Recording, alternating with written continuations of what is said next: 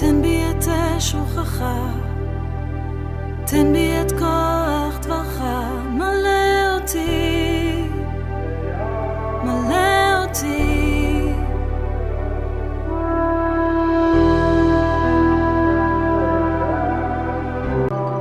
תן בי את שוכך, תן בי את שוכך, תן בי את כוח דברך.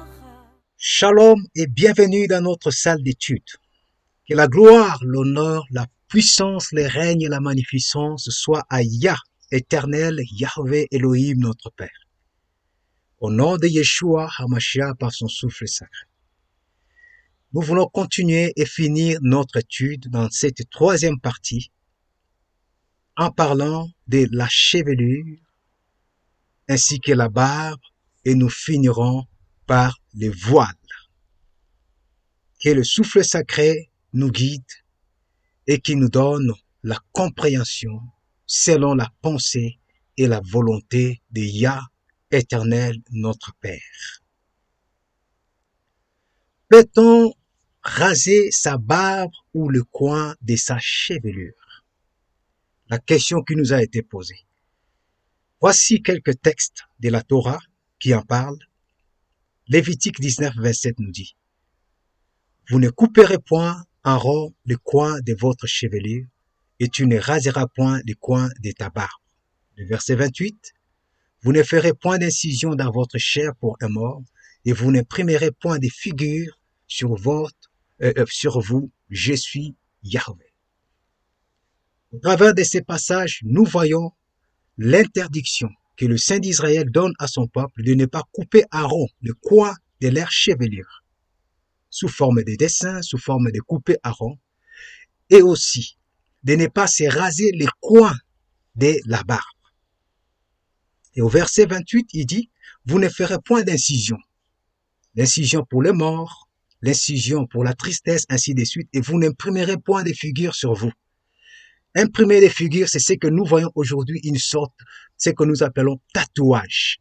Le Tout-Puissant interdisait à son peuple parce que c'était un sujet d'idolâtrie. Aujourd'hui aussi, ça peut être un sujet d'idolâtrie de faire des tatouages parce qu'on aime son copain, on aime son mari, parce que c'est ci, parce que c'est là.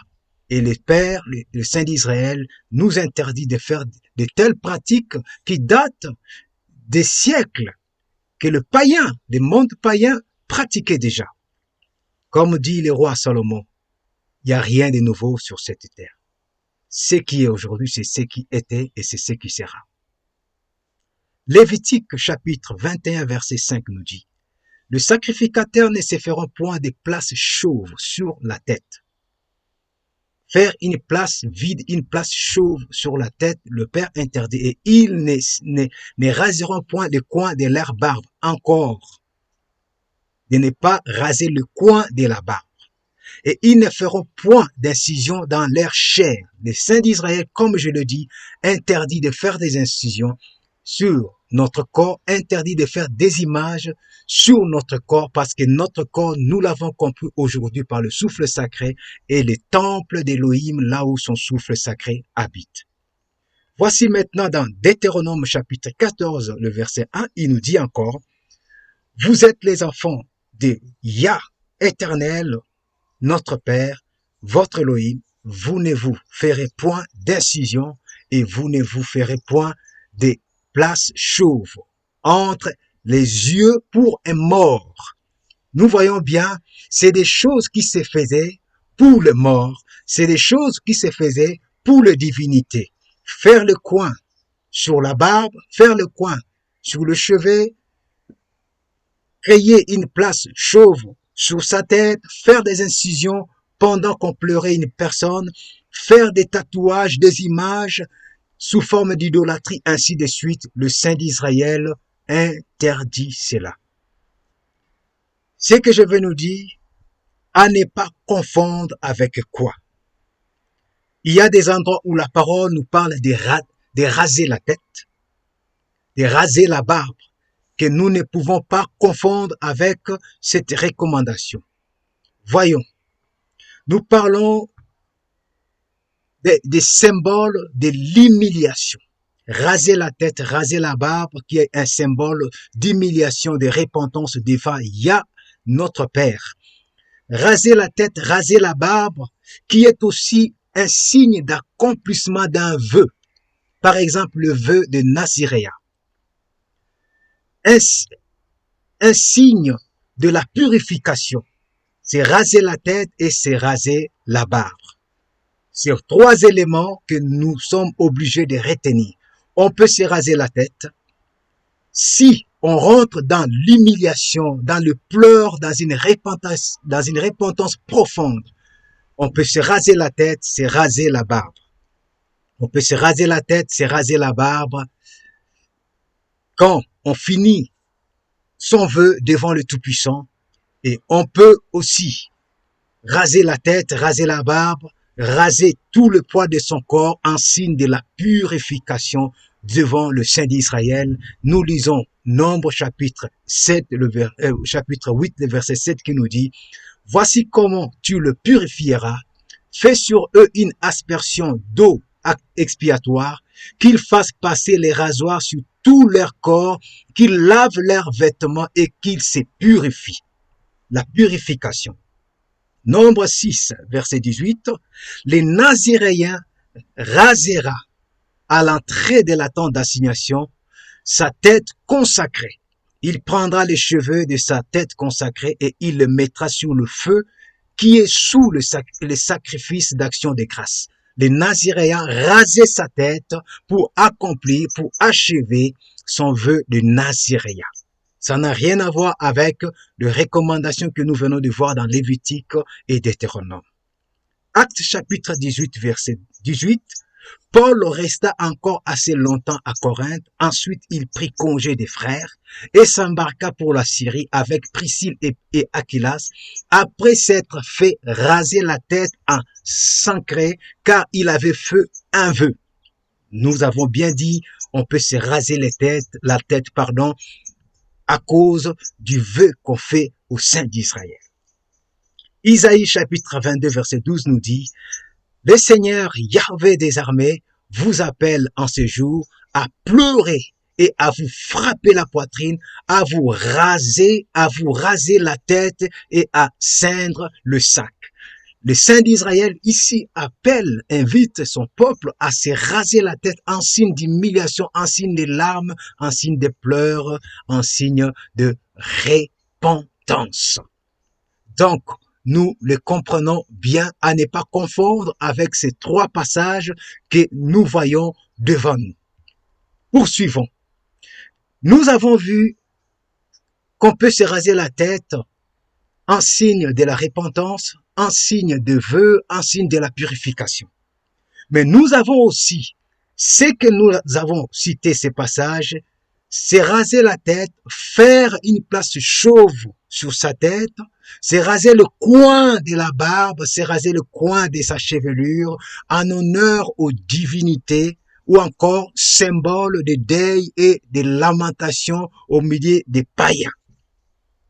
Isaïe chapitre 15 verset 2 nous dit « On monte au temple et à Dibon, sur le haut lieu, pour pleurer. Moab est en lamentation, sur Nebo et sur Médéba. Toutes les têtes sont rasées, toutes les barbes sont coupées. » Ici, on voit bien, c'est des païens qui les font pour la supplication de leur divinité, pour implorer, pour pleurer devant leur divinité.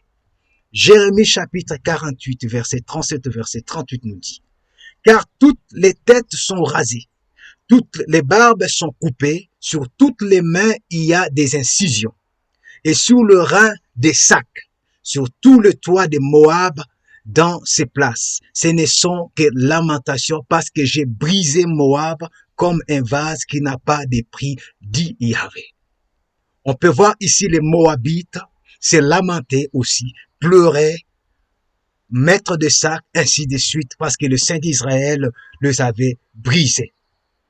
Donc nous comprenons que en honneur des divinités, ou encore symbole des deuils et des lamentations aussi des païens, le païen tout de même s'est rasé aussi la tête il faisait des incisions, il coupait le coin de leurs chevelures, il coupait le coin de leur barbe pour pleurer à leur divinité aussi, pour faire leur deuil aussi, mais aussi il y avait plusieurs types de coiffures qu'ils faisaient en honneur de leur divinité.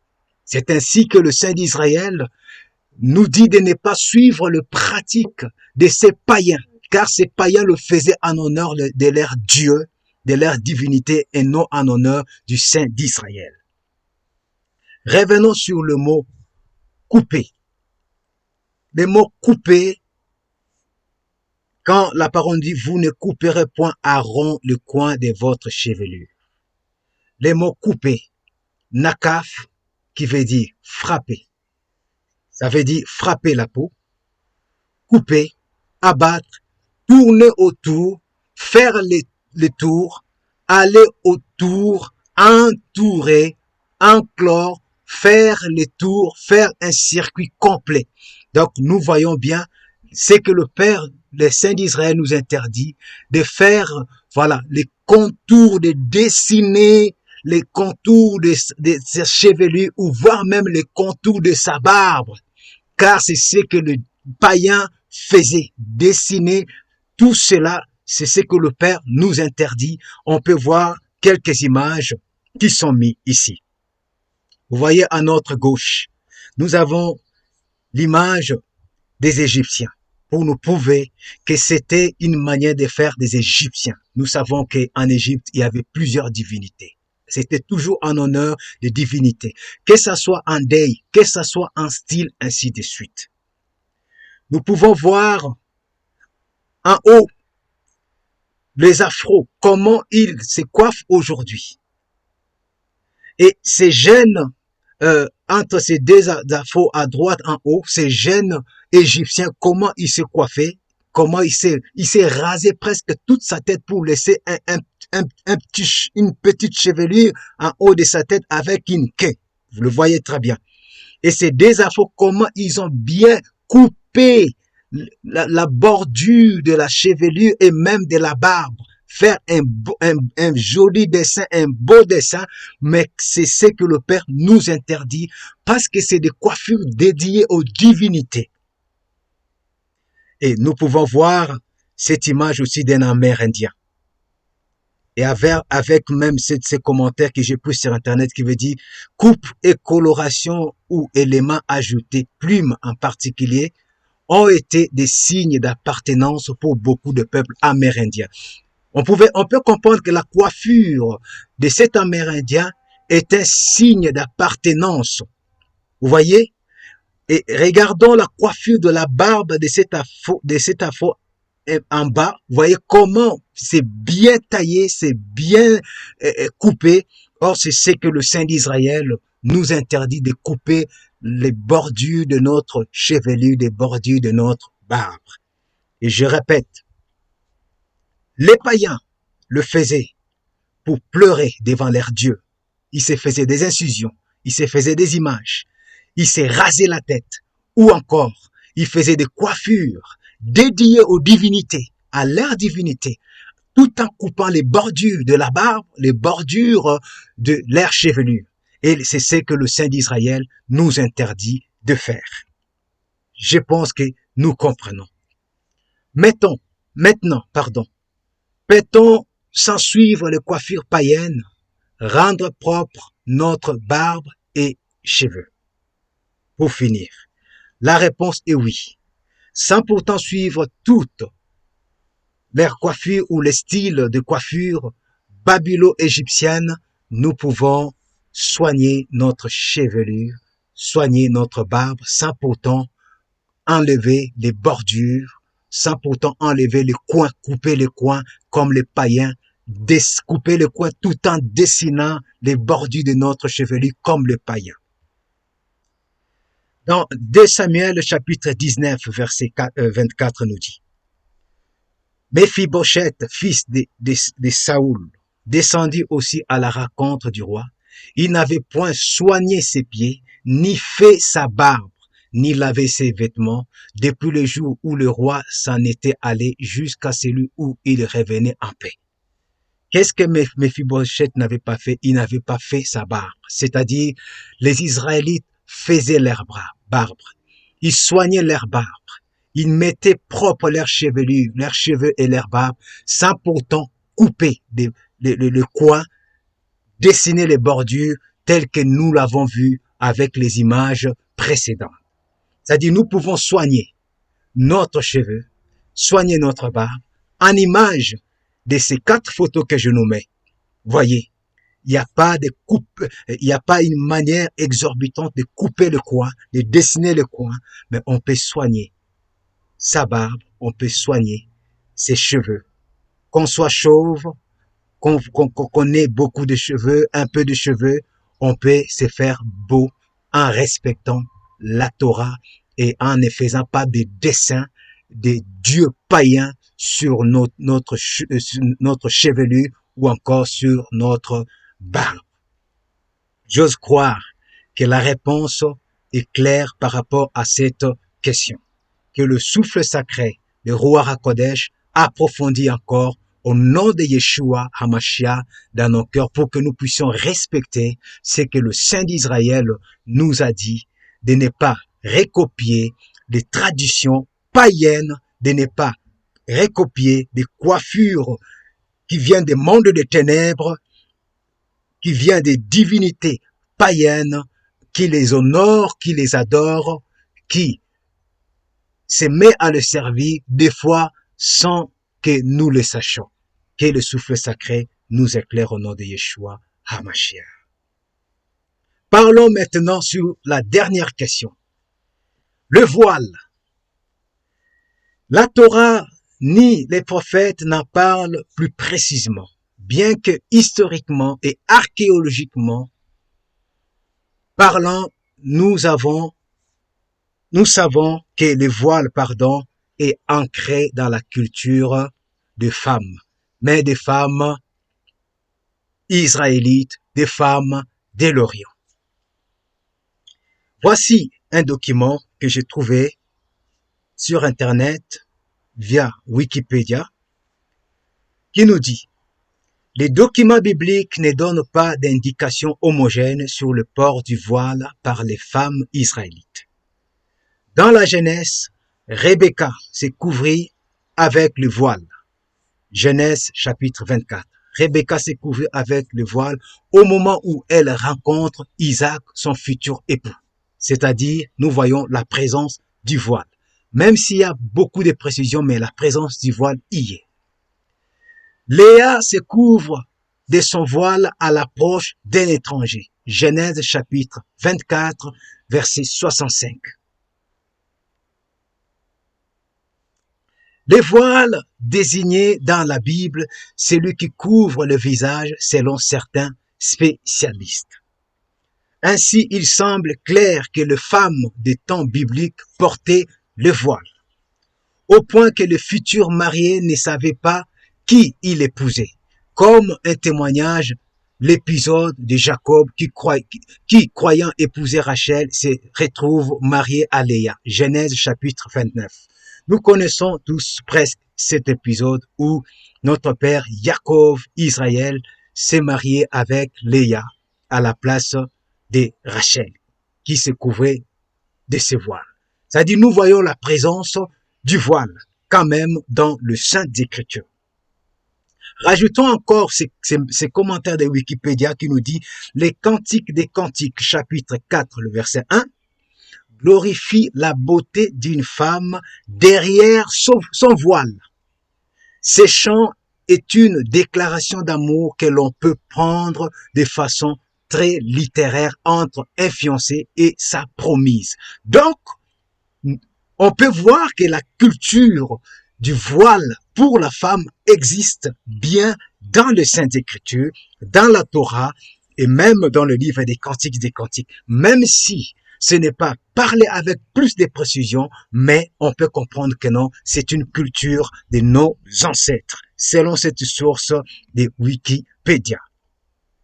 Et Paul, l'apôtre de Yeshua HaMashiach, nous parle de ce voile dans 1 Corinthiens chapitre 11 du voile comme un commandement physique sur la tête de la femme et non spirituel. Je précise bien que Paul, notre grand frère qui dit « Soyez mes imitateurs », ici il nous parle du commandement 1 Corinthiens 11, de ces commandements du voile sur la tête de la femme.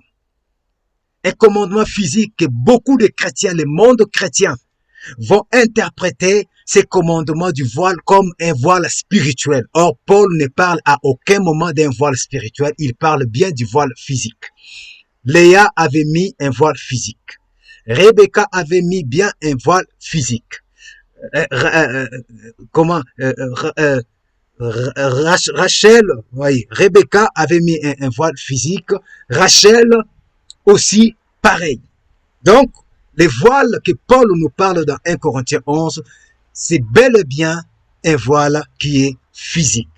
Donc, je vais nous rappeler que c'est Paul, l'apôtre de Yeshua HaMashiach, qui nous a, pour la première fois, étalé de manière détaillée le don du souffle sacré, les dons, ce qu'on appelle les dons du Saint-Esprit, les 9 dons dans le livre de 1 Corinthiens chapitre 12.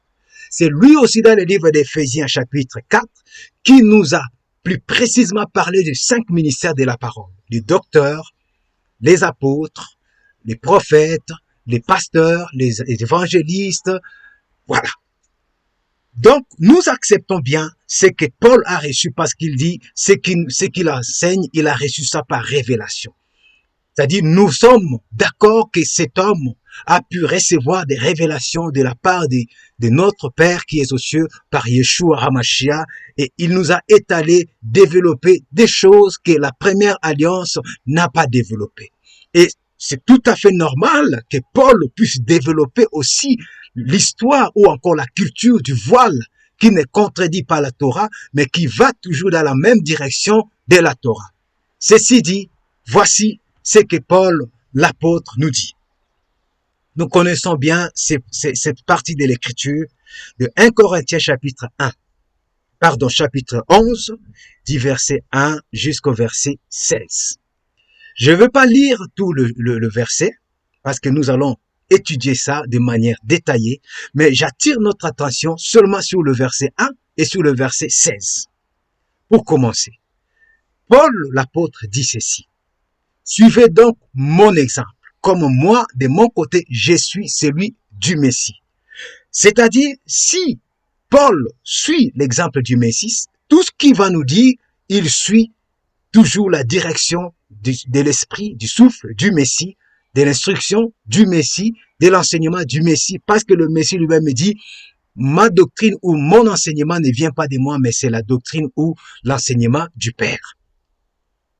Et pour conclure cet enseignement du voile, c'est comme si Paul savait qu'il y aura des gens qui ne seront pas d'accord. Et il conclut par dire au verset 16, il dit, si quelqu'un s'obstine à contester, nous lui répondons que c'est lui qui, nous lui répondons que ce qu'il propose n'est ni notre pratique, ni celle des assemblées ou des églises d'Élohim, des églises de Dieu. C'est-à-dire ceux qui vont contester contre cette étude, cet enseignement du voile enseigné par Paul l'apôtre. Voyons maintenant de plus près par rapport à ces passages. Au verset 2, il dit, « Je vous félicite de vous souvenir de moi en toute occasion et de maintenir fidèlement les traditions que je vous ai transmises. Je voudrais cependant attirer votre attention sur un point. Le Messie est le chef de tout homme, l'homme est le chef de la femme. Le chef du Messie, c'est Elohim. Le verset 4 nous dit, « Si donc un homme prie ou prophétise la tête couverte, il outrage son chef. » Or, nous savons le chef de l'homme, comme il est dit, c'est le Messie. Et l'homme qui prophétise ou qui prie la tête couverte. Les mots couverte en grec, je le mets en bas, c'est les mots écho. Vous avez les Strong 2192. Retenons bien, les mots couverte, c'est les mots écho, qui veut dire avoir quelque chose ou encore posséder quelque chose. C'est-à-dire, l'apôtre Paul nous dit, l'homme ne peut pas prier ou prophétiser en ayant quelque chose qui couvre sa tête. Alors, au verset 4, il est dit, mais si une femme prie ou prophétise la tête non couverte, c'est-à-dire la tête non couverte, elle outrage son chef à elle. Or, le chef de la femme, nous savons bien, c'est l'homme, pardon. Car elle se place ainsi sur le même plan qu'une femme tendue. C'est-à-dire une femme qu'on a enlevé tout le cheveu, comme nous voyons l'image de cette femme que je nous mets à droite. C'est-à-dire la femme ne peut pas prier et prophétiser en ayant la tête non couverte. Ici, il ne s'agit pas de la couverture spirituelle. Non, nous allons voir un peu plus loin. Alors, le mot couverte ici, quand il dit, mais si une femme prie ou prophétise la tête non couverte, la différence entre le premier couverte de l'homme en grec qui est écho. Mais par contre, quand il dit la femme qui prie et prophétise la tête non couverte, ici en grec, ce n'est plus le mot écho, c'est le mot akatakaloutos. Akatakaloutos qui est un mot composé, les Strong 177, qui veut dire non couvert ou encore non voilé. Donc, on voit très bien ici, c'est bien le mot non couvert ou le mot non voilé. Il y a le voile ici, qui n'est pas du tout un voile spirituel, mais qui est un voile physique. Quant à l'homme, on voit bien, c'est le mot écho, qui veut dire avoir quelque chose, c'est-à-dire l'homme avoir quelque chose sur sa tête. Nous comprenons bien que c'est un voile physique. Alors, au verset 6, il est dit, si donc une femme ne se couvre pas la tête, pourquoi alors ne se fait-elle pas aussi tondre les cheveux? Mais s'il est honteux pour une femme d'être tondue ou rasée, qu'elle se couvre donc la tête. Elle se couvre la tête, pourquoi la femme? Elle met la voile, pourquoi? Pour honorer l'homme. Et nous voyons au départ, au verset 6, il dit, si donc une femme ne se couvre pas la tête. Le mot couvrir la tête, ici pour la femme, vous voyez, c'est le mot katakaloutos. C'est le contraire du mot que nous avons vu akatakaloutos. Akatakaloutos, le A qui est rajouté, c'est l'absence. C'est-à-dire c'est le négatif, c'est-à-dire le manque du voile. Et le voile en soi, c'est katakaloutos. Être voilé, katakaloutos. Akatakaloutos, c'est non voilé. C'est comme le mot anomia. Nomia, c'est la loi. A, c'est l'absence de la loi. C'est-à-dire, le mot A en grec, c'est l'absence. Donc, akatakaloutos, c'est l'absence du voile.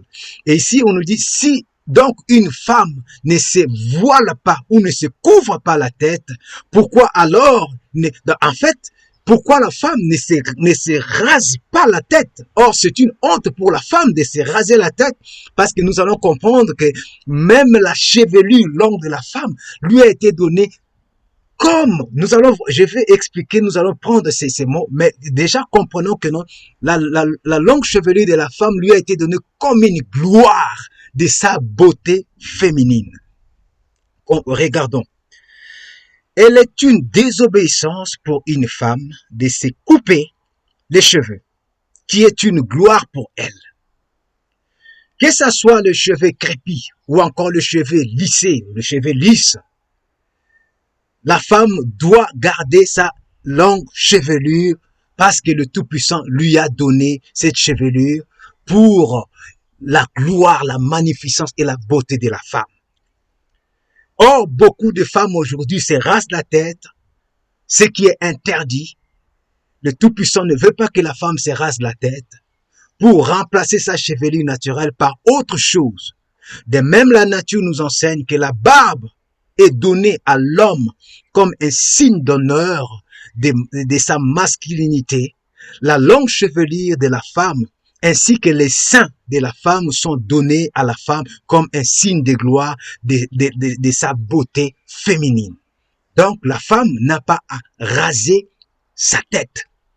C'est pour ça l'apôtre Paul dit, mais si la femme se rase, si la femme enlève le voile pour déshonorer son homme, mais pourquoi elle ne se rase pas la tête? Parce qu'elle sait que sa longue chevelure, c'est sa gloire, c'est son honneur, c'est sa beauté féminine. Comme la barbe a été donnée à l'homme, la longue chevelure ainsi que les seins ont été donnés à la femme pour l'honneur de sa beauté.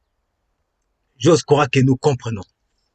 Et quand nous continuons, le verset 7 nous dit, l'homme ne doit pas avoir la tête couverte, comme nous l'avons dit, puisqu'il est l'image d'Élohim et reflète sa gloire.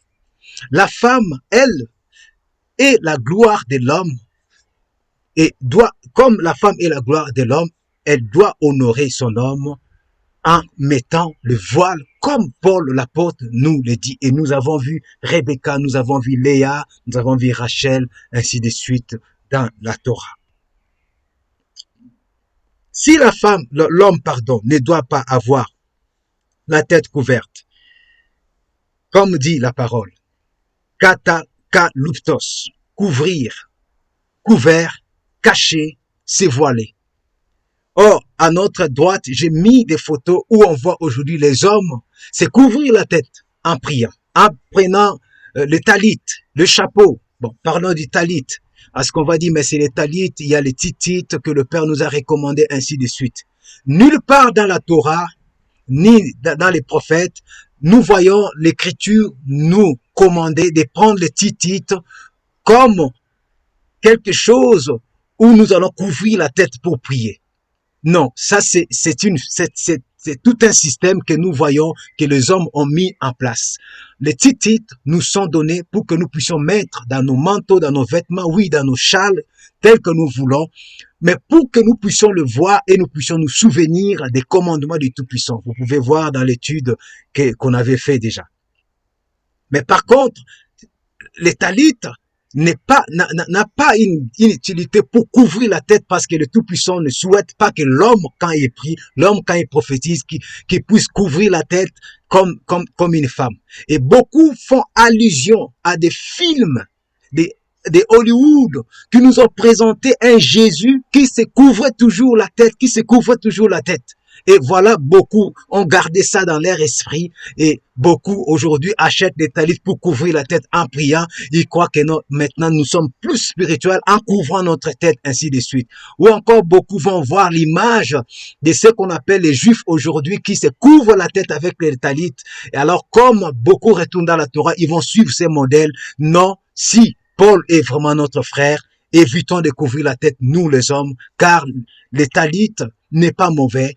Les talit est une bonne chose à cause des titites, mais ça nous a été donné pour que nous puissions le mettre sur nous et nous regarder les titites et nous souvenir des commandements du Tout-Puissant pour en obéir. Alléluia, amen. Je crois que non, c'est clair.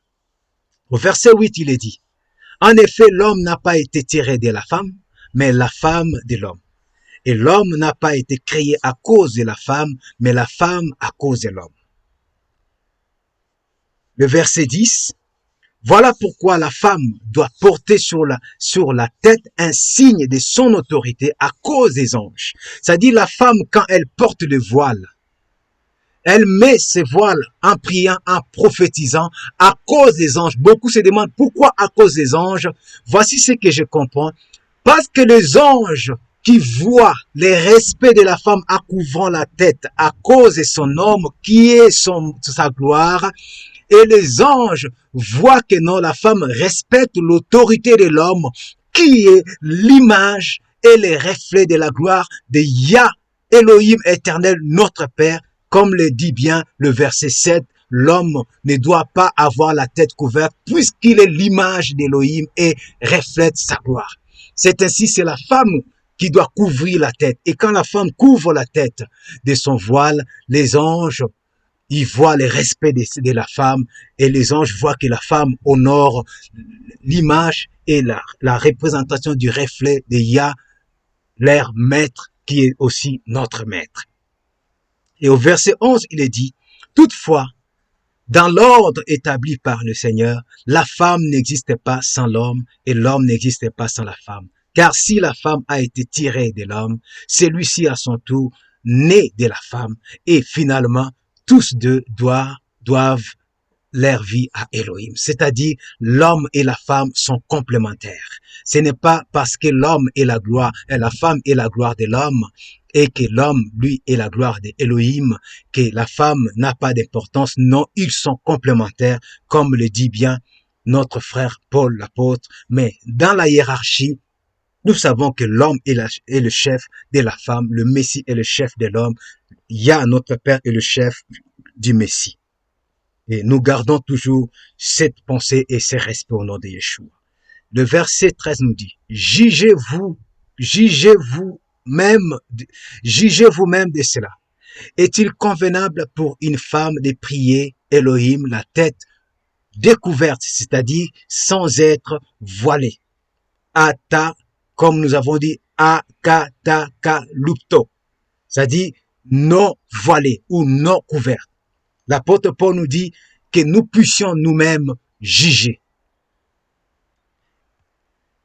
Et au verset 14, il dit, ne paraît-il pas naturel à tout le monde que c'est une indignité pour un homme de porter des cheveux longs? Comme l'image que nous voyons aujourd'hui, c'est stylé. L'homme doit porter des cheveux longs, voilà, comme une femme, ainsi de suite. Nous savons la seule condition qui nous permet d'avoir des cheveux longs dans les Saintes Écritures, c'est le vœu de Naziréen. Quand tu deviens Naziréen, tu laisses tes cheveux pousser, tu ne le coupes pas jusqu'à ce que tu finiras ton vœu comme nous avons vu tout à l'heure et tu te raseras. Voyez, tu laisses les cheveux longs et quand tu finis les Naziréens, tu te rases la tête et quand tu te rases la tête, tu commets pas des péchés.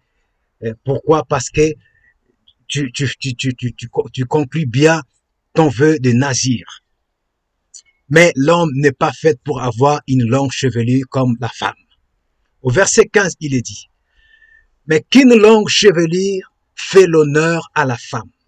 Comme nous l'avons vu tout à l'heure, que la femme, tu n'as pas à te raser la tête. Garde ta chevelure parce que c'est ta gloire. C'est le couronnement de ta beauté, de ta féminité. Tout comme tes seins. C'est le couronnement de ta gloire et de ta beauté. Tu es pour montrer que tu es différente de l'homme avec la barbe. Gloire soit rendue à notre Père qui nous éclaire et qui nous montre pourquoi il nous a fait si différents. Et le verset 15 poursuit nous dit, car la chevelure lui a été donnée pour lui servir de voile. Je m'arrête ici. Ce passage a compliqué beaucoup de gens, car beaucoup disent que non, voilà, la chevelure de la femme, la chevelure longue, remplace le voile. Or, ce n'est pas la pensée de Paul dans ces passages. Nous allons voir les Strong. Beaucoup de gens se sont trompés. Les mots qui est utilisé ici, lui servir de voile, en réalité, en grec, ça ne devait pas être mis par voile. Par voile, c'est que nous avons vu tout à l'heure en grec, je reviens un peu, c'est que nous avons vu tout à l'heure en grec, katakalupto, c'est-à-dire couvrir, couvert, cacher ou se voiler. Vous voyez, je vais nous mettre ça aussi tout à l'heure, vous allez voir que c'est très différent. Donc, le mot qui est mis ici, qui a porté plus confusion, lui servir de voile, en réalité, en grec, ça devait être lui servir d'enveloppe ou lui servir de couvrir sa tête d'une beauté féminine et non voiler sa tête. C'est-à-dire, normalement, la pensée de Paul, c'est car sa chevelure lui a été donnée pour envelopper sa tête ou encore couvrir sa tête. Vous voyez, ce n'est pas voiler sa tête, mais couvrir sa tête. Voici la différence. Je vous mets en Strong, à partir du verset 13, regardez bien le verset 15, mais c'est un peu caché, mais que c'est, voilà, pour la femme, vers la fin, la dernière phrase qui dit, pour la femme d'emporter, parce que la chevelure lui a été donnée comme voile. Regardez bien les mots voile, les mots qui écrivent voile ici. la chevelure lui a été donnée comme voile. Les mots voile, les Strong, c'est 40-18. Or, les mots 40-18, les Strong, c'est les mots péribolaion. Péribolaion. Regardez le mot péribolaion qui veut dire, voilà les Strong 40-18, péribolaion qui veut dire une couverture mise autour. Voyez, c'est en fait la chevelure de la femme. C'est une couverture que le Père a mise autour de sa tête pour embellir sa tête, pour couronner sa tête de la beauté féminine. Voyez, c'est une enveloppe. Ce n'est pas un voile. Or, beaucoup de traducteurs ont traduit que ça lui a été donné comme voile. Non. Regardez les mots voile. Katakalupto. Les Strong, c'est 26-19. C'est différent du Strong 40-18. Or, le mot qui est traduit par voile, katakalupto, Strong 26-19, ça veut dire couvrir, couvert, cacher ou se voiler. Voyez? Parce que quand la femme, écoutez très bien, quand la femme met le voile, elle se cache. Elle cache même son enveloppe. Elle cache même la couverture qui est mise sur sa tête, c'est-à-dire sa longue chevelure. Elle se voile. Donc, la chevelure de la femme lui a été donnée comme une couverture mise autour de sa tête pour envelopper sa beauté, pour envelopper la gloire de sa féminité. Maintenant, le voile physique est mis sur la tête. Ça cache, voyez, katakalupto, ça cache, ça couvre, ça voile sa beauté. Et c'est la raison pour laquelle, quand notre mère, Rebecca, a vu de loin, il a demandé au serviteur, qui est cet homme qui vient? On lui dit Isaac, et elle s'est voilée. C'est la raison pour laquelle Léa, le jour de son mariage, elle était voilée aussi parce que la beauté devait être cachée. Et on peut voir quand le roi Salomon parle de la femme qui est voilée, qui cache sa beauté. Et c'est ça que nous sommes en train de voir et de comprendre encore aujourd'hui. Que Paul l'apôtre connaissait tout ceci. Il connaissait, il maîtrisait la Torah. Il ne nous enseigne pas quelque chose de spirituel qui n'est pas physique. Non, c'est quelque chose, oui, c'est physique, le voile, mais c'est rattaché au spirituel parce que quand tu l'honores et quand tu le mets la femme, les anges sont honorés parce que les anges voient. Ils sont des envoyés du Père qui campent tout autour de ceux qui craignent. Il y a notre Père et ils voient que non, toi, femme, tu mets le voile, tu couvres ton enveloppe, ta chevelure, pour honorer ton homme qui est ton chef. Et toi, jeune fille, tu le mets aussi, tu honores. Oui, il y a ton père, il y a qui est ton chef, puisque tu n'es pas encore marié. Alléluia, amen. Que la gloire soit rendue à notre Père. Je vais conclure par ici, mes chers amis. Note importante. Beaucoup disent que le voile, il s'agit avant tout de la couverture spirituelle. Non, c'est faux. Nous venons de le voir, que le voile est physique. Mais c'est relié au spirituel quand tu obéis. Quand tu désobéis aussi spirituellement. Mais le voile que Paul nous parle, c'est physique. C'est le même voile que nous avons vu nos mamans dans la Torah, ainsi que le livre des Cantiques nous en parlent. Beaucoup de ceux qui ne veulent pas obéir au commandement du Tout-Puissant, quand ils veulent pas obéir au commandement, ça devient spirituel pour eux. La fête des pains sans levain, aujourd'hui est devenue spirituelle parce que beaucoup ne veulent pas le célébrer. Mais ils vont célébrer la fête des Pâques ou des Pessah, ainsi de suite, mais selon leur manière. Je me pose la question, pourquoi mangez-vous maintenant le pain et buvez-vous la coupe du Messie? Car le sang de l'agneau et la chair de l'agneau sont aussi spirituels, parce que nous ne le voyons pas aujourd'hui. Mais pourquoi mangez-vous le pain et buvez-vous la coupe? Pourquoi ne restez-vous seulement au spirituel? Voyez? La fête de Shavuot ou la fête de Pentecôte. Pourquoi le célébrez-vous?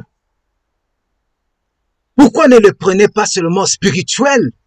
Parce que c'est une fête qui était célébrée depuis la première alliance. Quand c'est bon pour eux, ils gardent ça spirituellement, ils gardent ça physiquement. Mais quand ça ne leur convient pas, ils commencent à dire, oh non, ça c'est spirituel et non physique, on ne doit pas le faire. Peuple du Tout-Puissant, sortez de ces genres de pensées pagano, sortez de ces genres de pensées gréco-romains, pagano, spirituels, qui mènent à la voie de la perdition. Comprenons comment nous devons nous comporter devant les saints d'Israël. Des personnes qui pensent de telle manière ignorent même la connaissance de la Torah et enseignent selon leur propre compréhension. Pourquoi? Regardez. La Torah réitère ou encore renouvelle les normes de Yah, éternel notre Elohim, à notre mode de vie de tous les jours, à notre culture, à notre éducation, à notre nourriture, c'est-à-dire tout ce que nous pouvons manger, et à notre habillement. Le voile fait partie depuis la Torah de l'habillement de nos mamans. Et la Torah réitère ces normes à nous. Quiconque refuse ça déshonore le Saint Créateur, le Tout-Puissant. Parce que la Torah réitère aussi la façon de penser, de projeter notre avenir, ou encore tout ce que nous pouvons faire. Je pense que cette partie, je ferai selon l'inspiration que le Père me donne. Toute une étude qui nous montre que la Torah réitère les normes de Yah à nous. J'ose croire que nous avons bien compris jusqu'ici. Nous allons conclure par ici. Paul l'apôtre nous dit, si quelqu'un s'obstine à contester, nous lui répondons que ce qu'il propose n'est ni notre pratique, ni celle des assemblées d'Élohim, ni de la Torah, parce que la Torah a parlé aussi des voiles. Même s'il n'y avait pas beaucoup de précision, mais Paul, c'est un serviteur du Tout-Puissant. Il nous a apporté beaucoup de connaissances par le souffle sacré qui ne contredit pas la Torah, mais qui complète la Torah. Que les femmes obéissent à la parole du Tout-Puissant. Et par expérience, j'aimerais bien témoigner. J'ai vécu avec 2 servantes du Tout-Puissant qui cherchent à craindre le Père, à obéir le Père. Pendant que je le connaissais, c'était des servantes non mariées. Elles n'étaient pas encore mariées. Elles n'étaient pas aussi ensemble. Mais ces 2 servantes, séparément, chacune d'eux a reçu du Tout-Puissant la recommandation de se voiler pendant la prière, pendant qu'elles prophétisaient. Et ces 2 servantes prophétisent jusqu'aujourd'hui encore. Et je peux en témoigner. Et dans notre communauté israélite, les messagers de Lyon, il y a beaucoup de sœurs qui ont reçu aussi des révélations. Et je crois à ces révélations. Oui, c'est conforme à la Torah. Elles ont reçu eux-mêmes des révélations que le Père les orientait à mettre le foulard quand elles prient, quand elles prophétisent, quand elles louent le Père. Et je conseille aux sœurs vraiment de prier, de se laisser être convaincus par le souffle sacré, car c'est la vérité, ça honore notre Père qui est aux cieux. Et c'est beau quand on voit ce genre de photos, nos sœurs israélites, alléluia, s'habiller comme nos mamans, parce que c'est ainsi que nos mamans s'habillaient dans l'ancien temps, dans la Torah. Aujourd'hui, tout est discrédité parce que voilà, la femme veut s'exhiber en se mettant des coiffures démoniaques. Voilà, en se mettant des mèches, ainsi de suite, des rajouts. Voilà le style babylonien qui règne aux femmes, des mèches, des plantes, ainsi de suite. La femme ne veut plus se voiler. Oh non, le voile, c'est pour les religieuses. Non, ce n'est pas pour les religieuses, c'est la beauté. C'est ce que le Père a recommandé aux femmes. Et Paul parle sous l'inspiration du souffle sacré. C'est beau quand on voit nos mamans, nos sœurs se voiler pour l'honneur du Saint d'Israël. Et je nous mets quelques photos pour ceux qui veulent savoir comment je peux me voiler. Voici plusieurs types de voiles. Vous voyez? Et tout ce que je mets en croix, c'est des choses, c'est des voiles à ne pas pratiquer. Vous voyez, c'est des voiles islamiques, voilà, de niqab ou burqa. C'est des voiles à ne pas pratiquer. Mais les autres, vous pouvez imiter et le faire pour la gloire de Yah notre Père Que le Saint d'Israël soit béni pour cette étude. Que Yeshua soit béni pour cette étude. Merci par le Ruach HaKodesh et soyez tous bénis au nom de Yeshua Mashiach. Alléluia. Amen.